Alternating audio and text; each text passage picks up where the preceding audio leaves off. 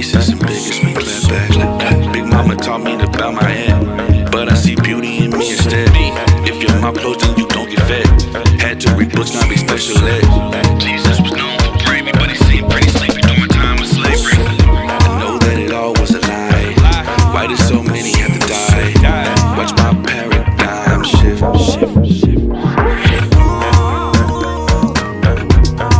I say I should.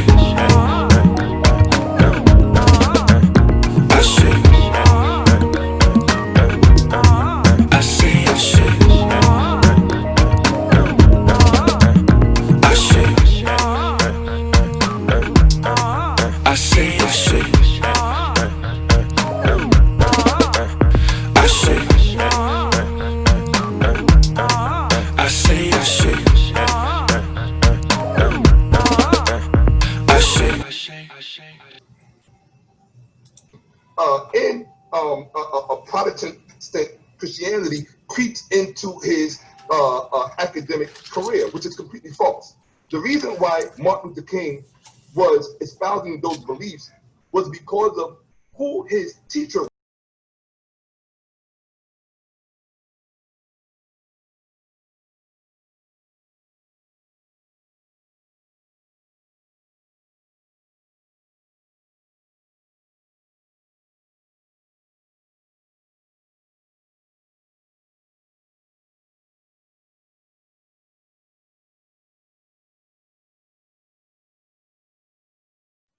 Can you hear me? Piankhi, can you hear me? I can't hear nothing. Can you hear me, bro?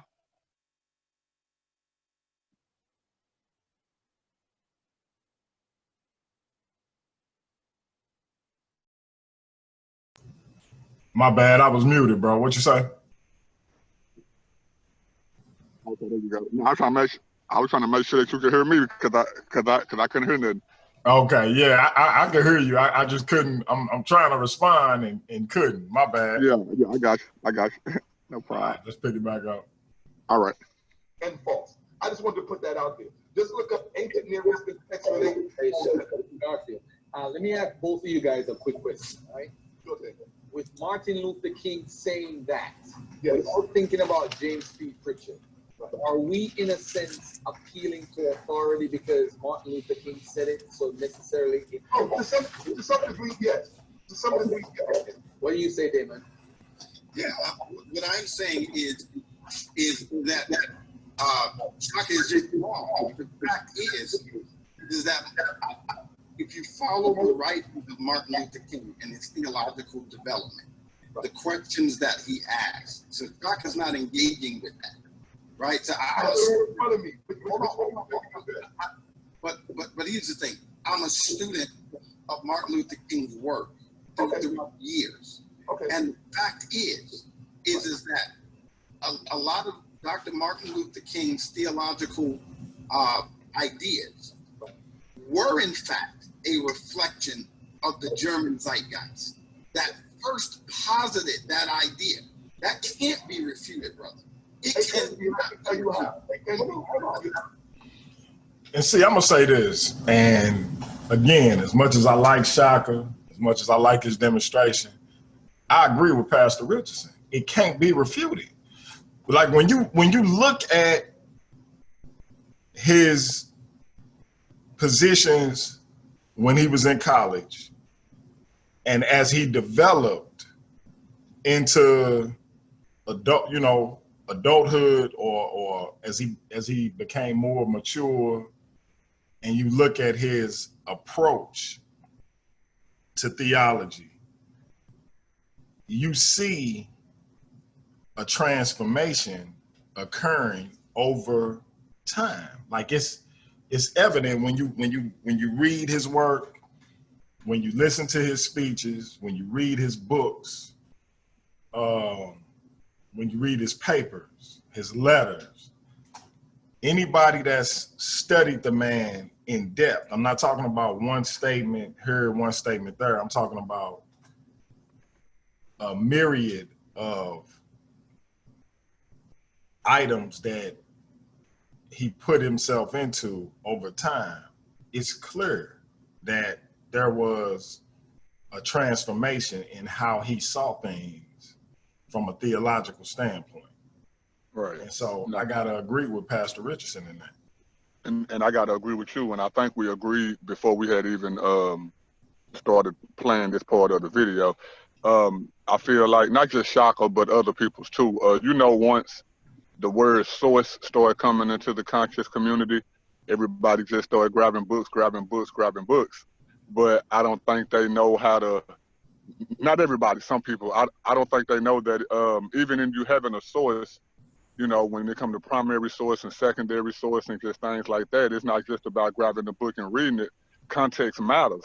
And like you said, if I'm not mistaken, around that time, I think Dr. King was like, the book that Shakka read, I think Dr. King was like 19 or early 20s when he wrote that.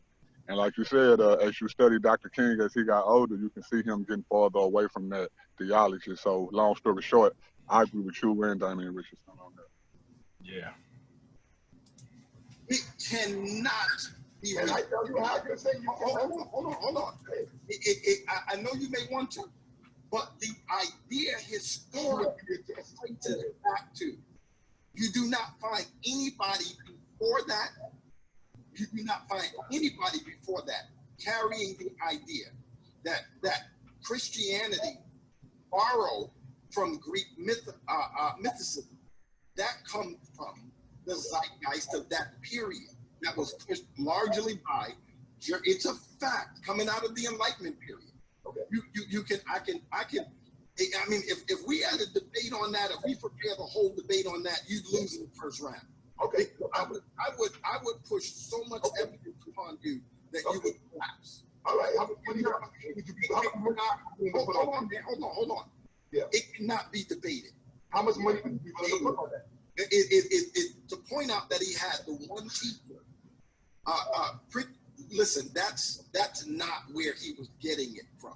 That's exactly where he was getting it from, because that's who his teacher was. So how could you say that's not where he was getting it from? There is no record of him speaking that way before studying under Pritchard. So what you're saying is patently false, brother.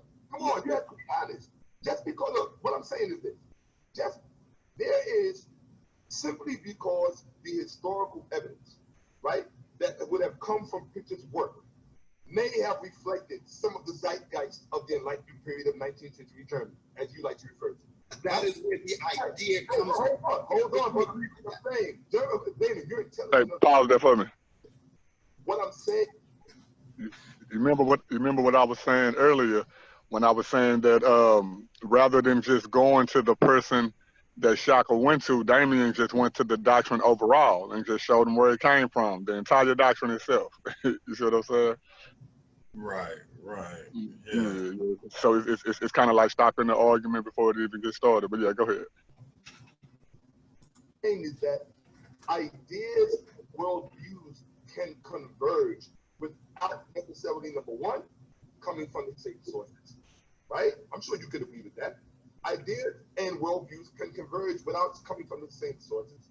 And then number two, the other thing is that, as you mentioned something before about Christianity standing on its own merit. So the point I'm making is that rather than attempting to explain away Martin Luther King's perspective, rather than explain it away, why don't we just really follow the path of, just to reinforce what you said, does his historical assertion stand on its own merit? In other words, does the historical record reinforce what he said? But Shakka, this is what I am saying. Right. You literally have to catch up. I made a statement earlier. Hold on. And I'm not trying to be offensive. What I'm saying is that this whole line of thinking, which was very popular in the 50s and 60s, has been debunked and refuted over and over and over. I would disagree strongly, but okay. No, well, it had. What I would say is that it's been responded to, and I always tell people the word bump, as much as people would like it to mean refuted. No. It doesn't mean refuted. It doesn't mean. It's been debunked, and the reason it's been debunked is because there is a one-to-one correlation in terms of where that entire thought comes from. Right. There was no basis. There was no basis for making the link between Greek mythicism and Christianity. There was, Hold on. I'm sorry. Are you telling me? let me finish. Let me finish, man. Let me finish. Okay, go ahead, brother. Go ahead. Take me a little deeper. Go ahead. Yeah. No, there is no cultural link. Wow. There is no historical link to it. Wow. And furthermore, Right. the Greek framework, Right. the Greek conceptual framework Right. is not what you find in Christianity. Okay, So, hold on. You got to let me respond. Hold on. You got to let me respond. David, I'm being super respectful. You got to. Hold on one second.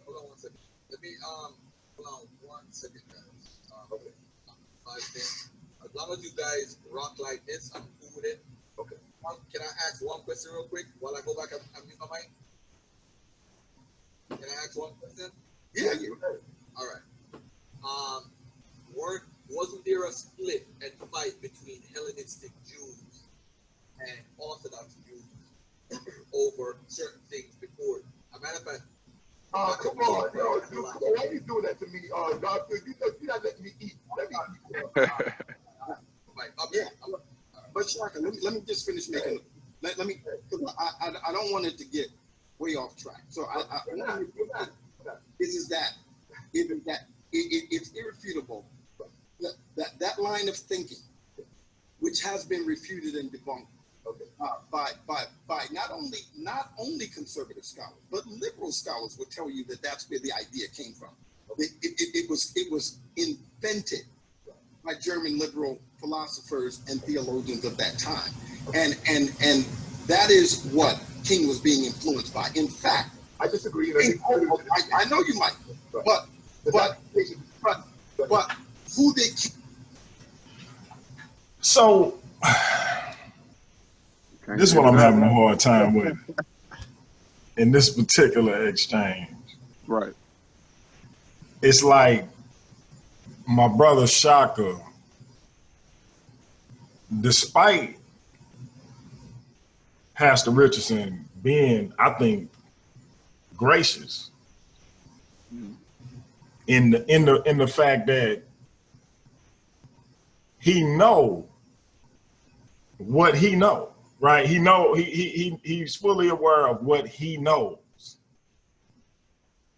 and it's becoming evident what Shakka either doesn't know or may be mistaken about what he knows, right? Right. And Shakka's his persistence in belaying the topic is kind of, it's disconcerting to me, because, like, brother, if you incorrect, you incorrect, or at the very least, go back and research it, and let's see if perhaps more can be learned about the particular thing. All right. It don't always have to be, I'm correct right here, right now. Am I tripping? No, you're not tripping at all. I mean, I feel like that's where pride come in for a lot of people, not just Shakka, but on this specific topic, it's like, even if you don't know a lot about the information, logic alone kills this argument. First off, knowing that the scriptures come from the Israelites, then knowing that the Israelites were in Rome. So knowing that Christianity started in Rome with the Israelites, you would just off logic alone, you would have to know that the doctrine comes from the people that it come from. You know what I'm saying? Not from some German source, centuries later, and then from the mouth of Dr. King hundreds of years after that. That can't be where it comes from. You see what I'm saying? It can't be where it comes from if we have evidence of where this false doctrine started from in the first place. You see what I'm saying? So, yeah. Right. But yeah, like you said too, though, even if you want to just take logic out of it, which logic killed the whole argument, but even just researching it itself, like you said, what Damon is saying, you can actually research where this zeitgeist stuff comes from and when it came, if I'm not mistaken, around the 1700s. So how can something in the 1700s have influenced something that was written in the first century? It just don't add up. You know? Yeah, I'm like I say, I'm totally confused about his persistence with regards to belaboring an issue that seems to be open and shut. But you know, let's continue. Everybody don't have as much integrity as you, man, and that's why I'm glad you for anybody who's black and whatever they believe. But I'm happy that you separate yourself from the category of being in the conscious community, because it's stuff like this, you know. Yeah, man. Man. King based his dissertation upon. That I can tell you. Okay. Yeah. He based his dissertation upon the thinking of Paul Tillich and Henry Nelson Wyman, both of them Germans, both of them liberal Protestant theologians. I know both men are. Okay, and again, my whole point is that was the thinking of King at that time. Okay. His thinking that his theological shaping was influenced by German Protestant liberalism, which was influenced by that idea that Christianity was a borrow from German mysticism. Further, watch this, because again, I told you I'm a student of King. Okay, let's go. King also pushed the point that nobody would push today. Okay. And that is that Christianity was a borrow from Mithraism. Okay, I'm very familiar with that. I know that's been debunked. I'm not arguing. Okay, so that was also part of that whole argument. So you just proved my point. Yes, it has been debunked. And the reason it has is because those German Protestant theologians and philosophers were being anti-Semitic in their conclusion. I understand that. They did not want to accept the fact that the Messiah was Jewish. They could not accept the fact that he was Jewish. So they posited the idea. We understand it. You are filibustering now, and I. No, I'm not. I'm telling you.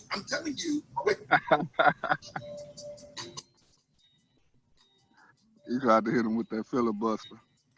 I'm listening. They posited the idea that Christianity comes from Greek mysticism. Right. For that reason, it was anti-Semitically motivated. Those are the facts, and even liberal scholars will agree with that.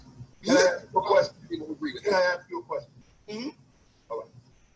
Part of your claim is that the African contribution to Christianity comes out of, primarily, I think you would agree, comes out of the African church, particularly in Carthage, some parts of Numidia, and that there were substantive, sizable, documented contributions that came from what we would call the African constituency of Christianity. Would you agree with that? You lost me on that last part. Oh, okay. Would you agree that the African church is accredited or is credited with making sizable contributions to Christianity as far as its development is concerned? Because I've heard you say that before, and I also heard Pastor Bennett say it before, so I'm just trying to get a confirmation right now. Would you say that the African church is credited with much of the development of early Christianity? That's a yes or no question. Yeah, with theology. They have it both ways. Either they are credited with much of the development of Christianity or they're not. Yeah, no. I got you. I just didn't understand where you. So can I have a yes or a no? Yeah, no. You heard me correctly. That I made that statement earlier. That they contributed to a lot of what is today the shape of the Christian theology. Okay, right. Yeah. Okay, so now would you say that among those early church fathers who were part of that tradition, can we include Origin. Oh, man, I'm sorry. I'm sorry. Can we include Augustine? Absolutely. Right. Can we include Tertullian and the other one escapes me at the moment because my mind is racing really fast. But Tertullian, Augustine, Cyprian, right? Can we include these men? Who's that last person you mentioned? Cyprian. Cyprian. Gotcha. Yeah. Okay. Can we include them? Yeah, I would say so. You have to. I mean, come on, you have to, right? So, and we can definitely include Agrippinus, right? Say it again. I said we can definitely include Agrippinus, right? Who's that? Who is Agrippinus? Okay. Agrippinus? Yeah. Athanasius? No. Agrippina. You don't know who Agrippina is? I'm not familiar with your pronunciation. Okay. All right. Agrippinus is the very first bishop of the Church of Carthage, which you call the African Church. I'm surprised you don't know who that is. So he was the very first bishop of the African Church, just to let you know. Okay? On record. Documented record. So, and if you'd like to put some money on that, I put 1,000. Hold on. You said the first bishop of the African Church. Like, which church in Africa? Like, what are you talking about? The Alexandria? Ethiopia? Like, who are you talking about? No, Carthage. There's a place called Carthage. I'm talking about Carthage. The African Church in Carthage. Was there not an African sea in Carthage? Yeah. Okay, so you're talking about a 3rd century guy. Yeah, I know. Man. So I get what my man was doing, and I'm not mad at him. You know, when you can, when you've been kind of overshadowed, so to speak. Getting beat up on, for lack of a better term. And you can kind of throw a lesser known fact out there. Right. Right. Right. That's what he was doing. Yeah. Trying to catch him down that rabbit hole. So if you get to a point to where, let's say it's something that's a little less knowledgeable and Damien may not have known about it, he can try to make it like, okay, yeah, I got one over on you too. But the initial conversation was early church fathers, and that's why Damien went to, you talking about 3rd century? so we talking about first. So yeah. Yeah, it's like, all right, man. So again, we have a situation where you could have simply conceded that in the case of the Dr. King situation, you may have been mistaken. You would go back, do some more research, and y'all could revisit it and move on to the next subject. Yeah. But because you can't concede that perhaps this individual is more knowledgeable than you, you continue to focus and hone in and persist in that issue, and it became more and more apparent. Like for people like myself who study Dr. King ad nauseum, within the first 2 exchanges, I knew who was right and who was wrong. Right. For the layman, they may feel like perhaps Shakka has a point, but for those who know, within the first exchange, you automatically know Pastor Richardson is correct in this particular topic. And all Shakka had to do was just concede and move on to the next topic, and it would have been fine. You wouldn't have lost face whatsoever, but he couldn't do it, and that's disappointing. But I give him his props for finding something that, again, a little known fact that where he can kind of get his dig back in on Pastor Richardson. I don't blame him for doing it, because I've probably done it to you, and I probably would have tried to do it in that instance. So I ain't mad at him. Right. At least you try. I mean, it's kind of like when me and you having subjects on Kemet, and I know a little bit about Horus, but then I try to go into the coffin text and pull out one line, and then you just drag me through the mud on on the background of it, the context of it, everything is like you said.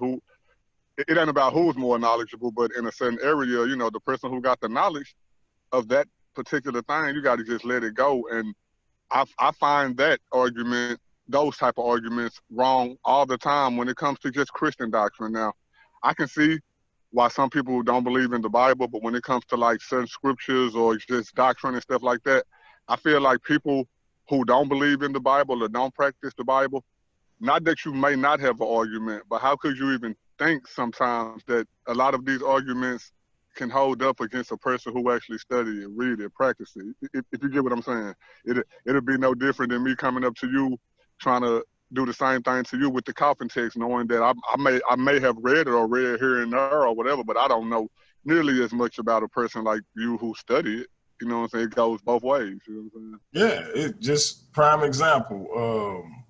We had one of those, back check groups, and a brother, he kept making a statement like the gods of Kemet were this and the gods of Kemet were that. And, they did detestable and evil things. And I'm like, what are you talking about? Like he was talking about Kemet as if these deities, principles, netters, whatever name or idiom you want to go by, behaved like Greek gods or like Norse gods, the Odins and the Thors or whatever.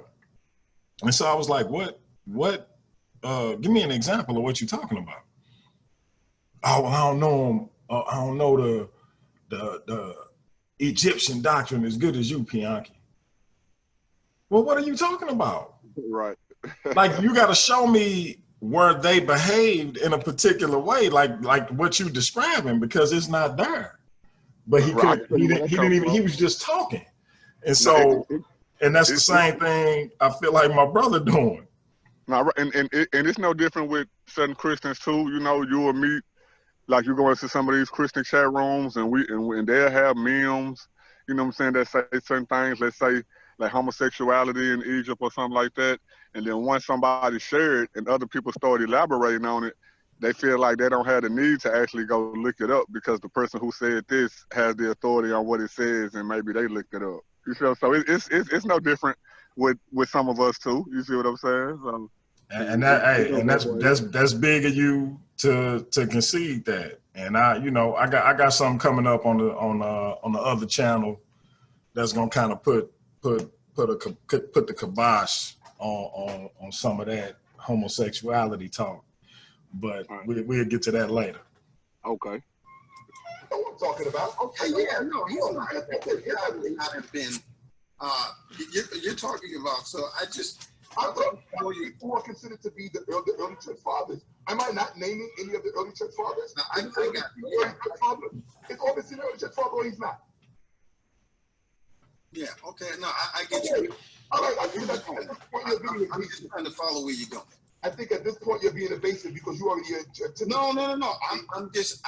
You're trying to anticipate where I'm going. No, man. Don't judge my motives. I specifically and honestly said I don't know what you're talking about. I literally said that. I mean, that's an admission of I don't know what you're talking about. I don't know whether you were mispronouncing the name. I very rarely mispronounce words. I'm a linguist and I speak multiple. No, I got you. I didn't know who you were talking about. I just said it. I didn't know who you were talking about. But I get it. You're naming certain African bishops and church fathers, so forth and so on. I got you.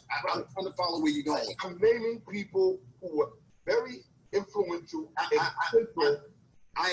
agree with all of that. I'm naming people. I'm naming people who were very influential and seminal in many of the doctrinal beliefs of Christianity that are embedded. I got you, but where you going with it? That's what I'm trying to figure out. Where you going with it? We already agree with that. I allowed you to speak for a long time, and I did not interrupt you. So I'm asking you to allow me to make my case. Okay? There's no need to feel threatened by what I'm saying, or maybe perhaps there is. But what I am saying is you are attempting to limit Martin Luther King's connection of Greek mythicism and Greek worldview to Christianity. You are attempting to limit that to the 19th century and the zeitgeist of German anti-Semitism. And what I am saying to you is, I did what you guys attempted to do yesterday. When I was speaking about West Africa, you wanted to redirect me back to the 3rd century in Africa to make your African point. So now I am redirecting you back to the 3rd century of Africa to make an African and a Greek point. Because we are all aware, and it is no secret, unless you are illiterate, historically illiterate, and theologically illiterate, then you will not, I'm not talking about you personally, I'm talking about anyone in the audience. If you are any of those things, then you will be severely unaware and not sensitive to the fact that all of these early church fathers, all of these men who had a seminal role to play in the production, if you will, of the theological doctrines that made their way into what we call the Bible, all of them were steeped in Greek philosophy. All of them. That is not a secret. We don't have to go into the Neoplatonism. We don't even have to go into all of that Greek philosophy that's in the Bible. Just the mere fact that it was originally written in Greek, the terms that are used, the ideas that are used, it is so Greek, one would not know where to begin and where to end or where to separate the two. That's one of the reasons why there was such a movement away from systematic theology to biblical theology, because systematic theology revealed too much about the origin of all that stuff that's in the Bible. Let's be honest. We don't have to play the games, because it's just going to take longer for us to get to the center of what we're talking about. So what I'm saying to you, what I'm 100% correct. So what I'm saying to you is that if there is a documented record of all of these early church fathers who were never truly able to divorce themselves from their Greek philosophical origins, and yet these are the same men responsible for the seminal creation and production of the doctrines that we find in Christian theology, early Christian theology, however you want to say it, all of these things that made its way into the Bible. Why are you attempting to posit the fallacy that these connections were made in the 19th century? And even if they were made in the 19th century, I think that it's plausible to say that to attribute it to German anti-Semitism is at best disingenuous. At best. Now I'm gonna say this. This is where Shakka and I agree to a point. With the early church fathers, especially, particularly out of what used to be Kemet, and at that point was Egypt, Greek Egypt, Greek philosophy having had a huge impact on these individuals' lives. Socrates, Plato, Aristotle, Aristocrates, all these different philosophical schools of thought permeating the minds of these individuals, and then they come into the Christian worldview and begin to posit Christian theology as it is seen going forward. The New Testament being written in Greek. I think he's making a good point with regards to this particular item. How you feel about that?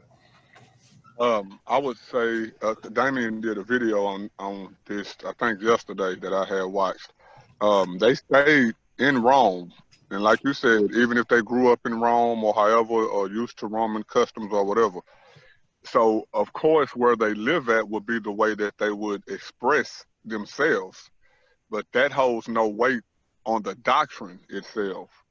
You get what I'm saying? It's like how, man, you talk about translations of the Bible and things, you know, living over here in America.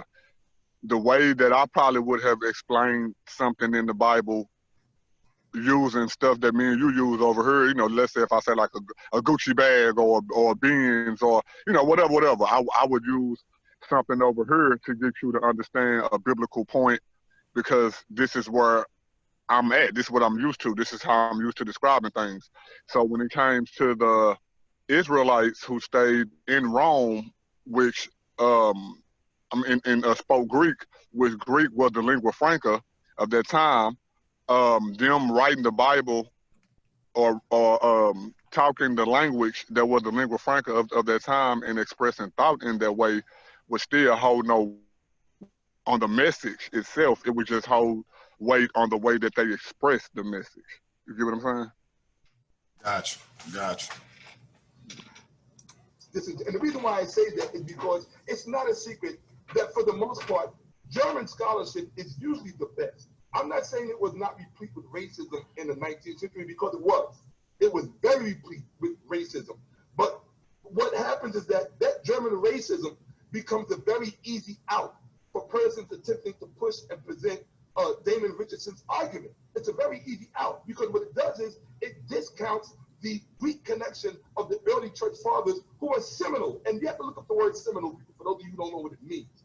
It's like the word semen. It has a lot to do with the birth of something. You understand what I'm saying? So we have to be honest about this and stop. We don't have to intellectually insult one another. Everybody's not stupid. Everybody's not historically illiterate. Everybody is not well-read. You don't need, hold on, let me finish. I'm going to wrap up. You don't need a PhD to understand this stuff. Shakka, hold on. Yeah. How much more time you have? How much more time Damon Richardson? Honestly, I'm way over time, but I would like to just quickly. Hey, I love you, brother. I love you, brother. Damon, you are my brother for real. Shakka, about the Neoplatonic school? That's what you talk. Oh, okay. Yeah. Right. So I would like to kind of quickly respond to it, man. And I'm like, I am way over time, man. But listen. So again, you know, you're arguing all across multiple categories, man, and your audience. Not at all. Yeah. So you just made an egregiously false correlation. Oh, I did. Right. So your argument suggests that because people, and again, all of the church didn't speak Greek, so you.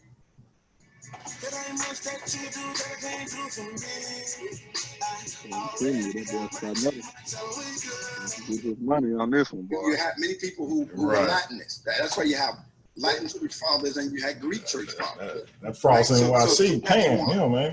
But the reality is that to say that let's not pretend that the Latin did not come from Greek. Let's do that. Okay. Hold on, man. I'm just trying to deconstruct your argument. Okay. So you're making a false correlation. That in my world, right, you would never be able to get away with, because what you're suggesting is that because many of the early church fathers espoused to certain elements of Greek philosophy, that their theology was essentially built by their philosophy, and that's not the case. So let me explain the difference. Right, number one, all of us, hold on, all of us think philosophically. Right. Like when I say God is omnipresent, that's philosophy that I'm employing. When I say that God is, that it's both theological and philosophical, but it's the philosophical language that is clarifying the theological concept. Right. That is what the early fathers did. They didn't. Can I ask you a question? Hold on. I think I can ask a question. Hold on. Let me finish my responding, because I got to deconstruct what you were doing. Go ahead. You were suggesting that they got their theology from their philosophical leanings, and that is not historically true. Okay. What they did. Can I ask you a question? Can I at least ask a for a second, bro? But man, you gotta. And I know you get what he's saying. I just want to iterate it for the audience who may be listening. So I'm gonna ask you this. I know you love Tupac, right? You know, that's my dude. I know, right? And his songs, the punchlines, the messages, even the titles of the song, you can understand them and you can even agree with them or disagree with them to a certain uh, extent, right? Right. But you already had your worldview of life before you ever heard Tupac, right? No doubt. And even though you cut for a lot of the stuff that he say, if he say something that's wrong, even after you heard him, it's not going to change your outlook on life, right? No doubt.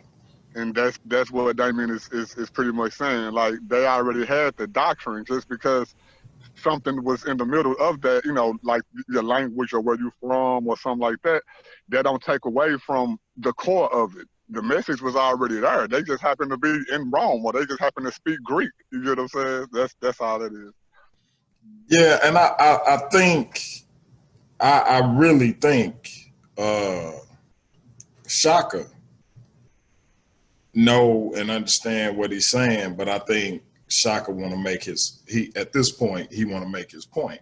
And like I said, in this particular instance, I'm not opposed to what Shaka said. Or I should say I don't wholeheartedly disagree with Shaka to a point, because I can see easily where one can make, not, I don't want to call it a leap, but I can see where we can make that assumption.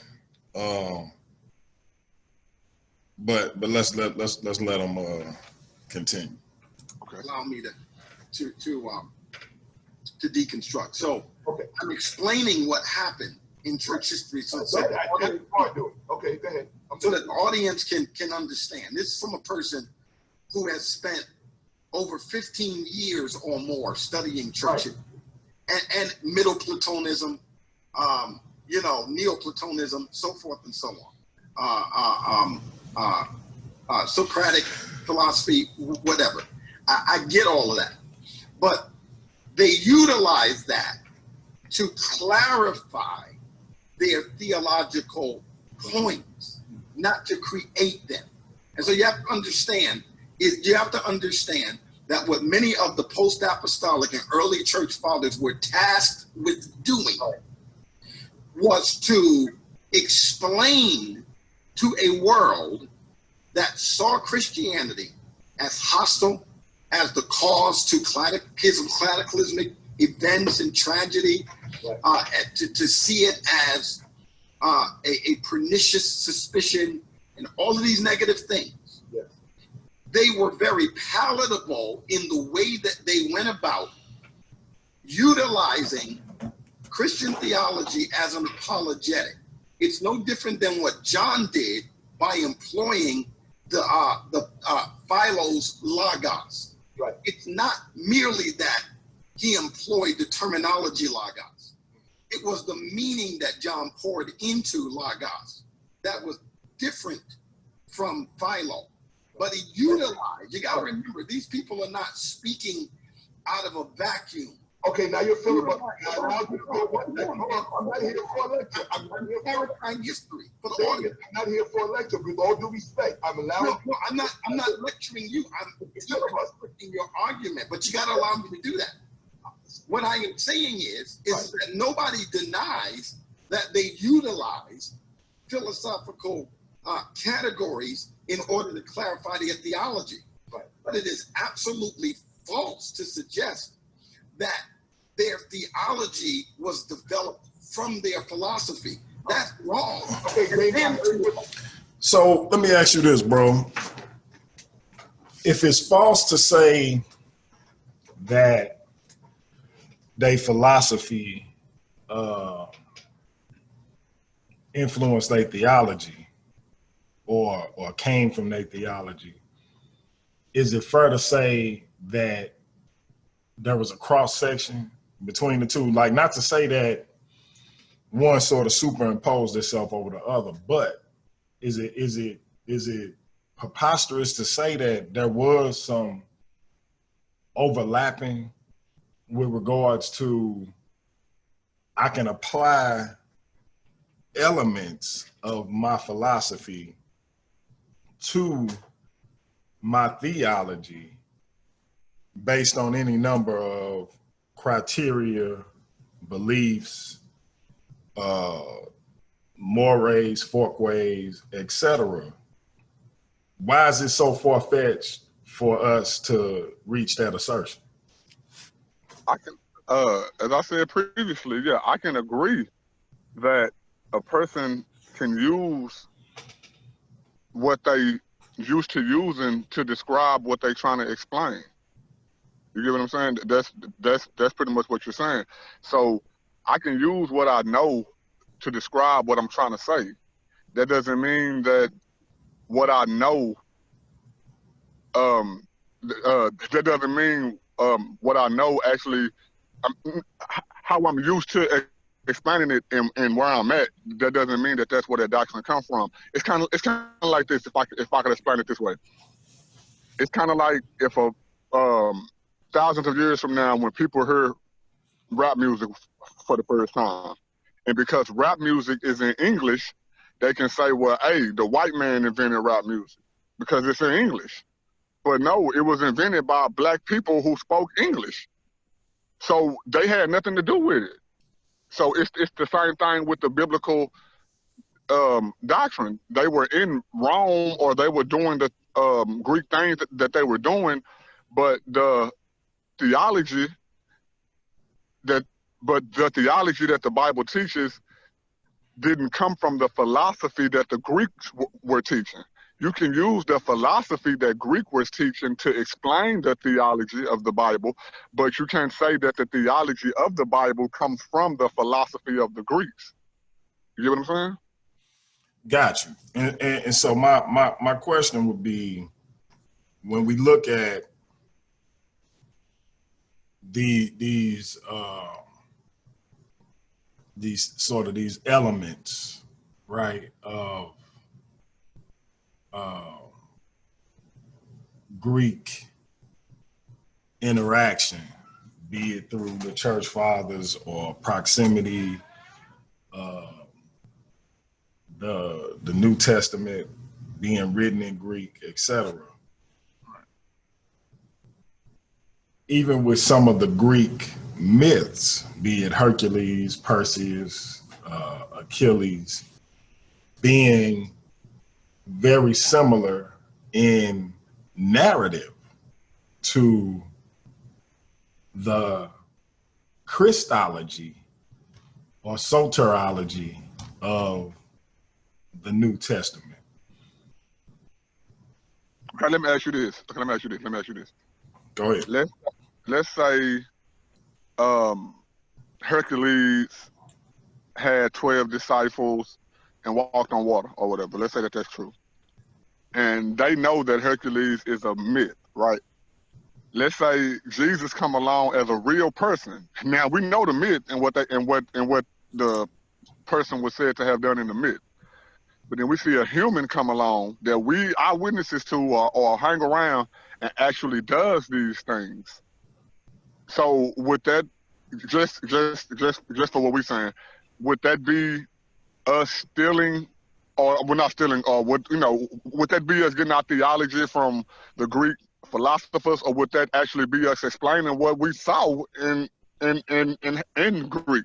Well, the only reason why I would say that's not a good example is because I don't think these church fathers were eyewitnesses. And so that they are hearing about the man named Jesus who reportedly or allegedly did these things, however many years removed from when he was supposed to have had done it, right?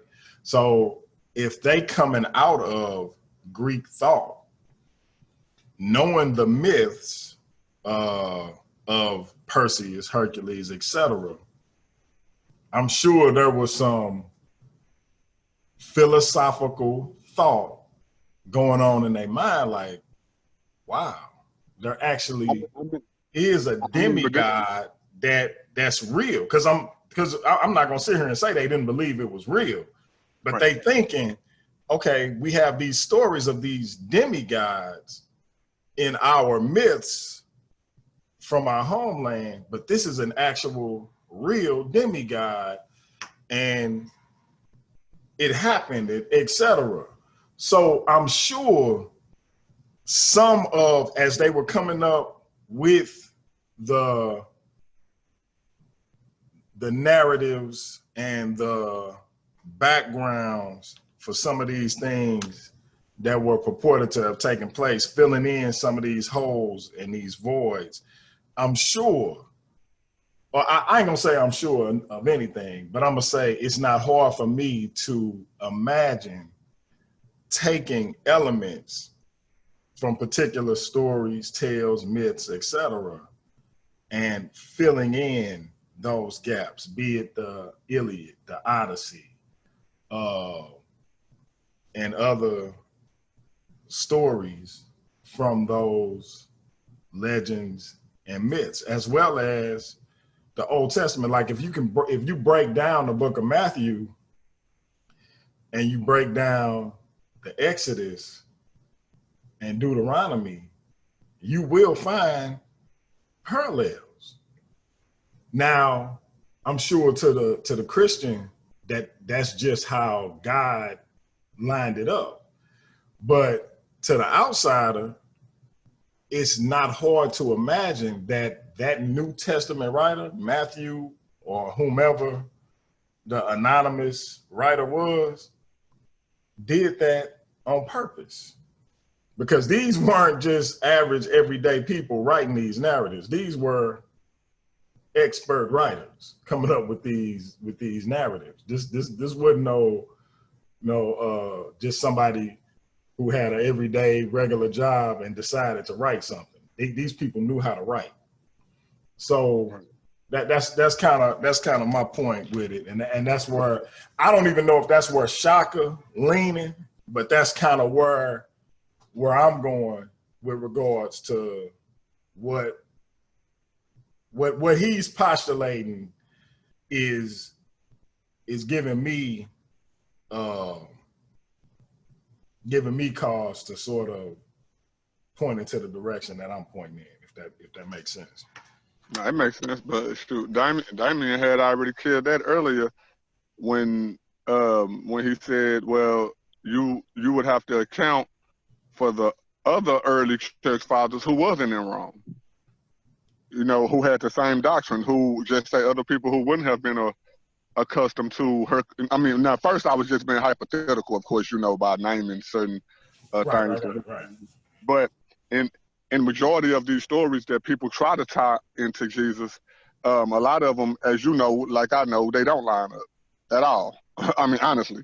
But even if that was the case, like Damien said earlier too, before Shakka had said this now, you would have to account for all the other churches who that was not in Rome, who didn't speak Greek, who had these same doctrines. You see what I'm saying? So it's not just it's not just something that Rome could say, well, oh, we originated this, seeing that other nations had this same doctrine. You see what I'm saying too? So it goes beyond Rome, and it goes beyond Greek. Now, like I say, Greek is the language, the lingua franca that the New Testament was written in from what we would say the apostles had wrote it in, right? But then, as we know, like the Dead Sea Scrolls and other writings that are not in Greek, but say the same things. You see what I'm saying? So we can't just account for it. I think Shakka working his way up to saying what I hesitate always to say this, but I think Shakka gonna say it because we know where the Greeks got a lot of their ideological thought, philosophy, myths, and etc. from, or where they put they sort of their own spin on them, and that was Kemet. And I think Shakka working his way up to saying that if I'm not mistaken. But, yeah, I think he is. I'm not for sure either, but I think he's working his way up to saying that. But if that's what he's saying, and then trying to tie it back to the Bible, then he would still be wrong, even just based off of concepts and theology and context that the Hebrews would have had that was unique to themselves outside of whatever Egypt would have been teaching or Kemet or anybody. But yeah, if that's where you're going with it. But we can see. And I always say, I think it was syncretism amongst ancient civilizations, nations, and people as they traveled from territory to territory, especially once Rome basically took control of the ancient Mediterranean area, and people were traveling to and fro, and stories were being told in a particular way. Even before that, I think we could say the same about Persia. So I think it was a lot of syncretism. I hesitate always to say that Christianity copied anything from Kemet or Kemet influenced Christianity, because I personally think it's an offense to Kemet to say that Christianity got anything from Kemet. And I think that it's a disservice to Christianity to say it. And so, I mean, if I could use this for a second, like, let's say when it comes to cutting your foreskin, you know what I'm saying? When it comes to doing that, we know that was already happening before God told the Hebrews to do it. You see what I'm saying? So I wouldn't throw out things, like you said, that were probably synchronized, or things that already were here before God told the Israelites to do this for this sake.